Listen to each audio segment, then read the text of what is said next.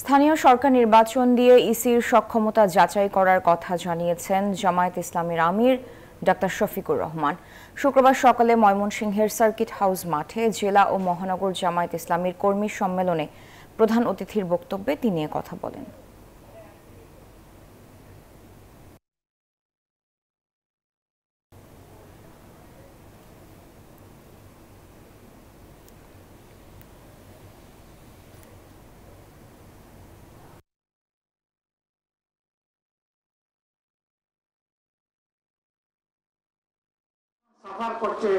স্থানীয় সংস্কারের বিভিন্ন জায়গায় প্রতিনিধি না থাকে। বান্ডেল থাকলে প্রতি সেনমানিতে টাকা বাঁচবে।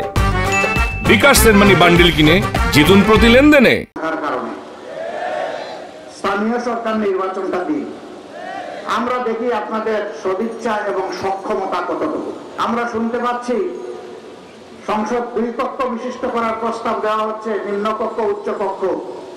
মূল কর্তৃত্ব থাকবে নিম্নকক্ষের হাতে, সেইটা হবে বর্তমান পদ্ধতিতে। আর উচ্চকক্ষের প্রস্তাবনা করা হয়েছে পিআর সিস্টেমে। উচ্চকক্ষ যদি পিআর সিস্টেমে প্রয়োজন হয় তাহলে নিম্নকক্ষ নয় কেন?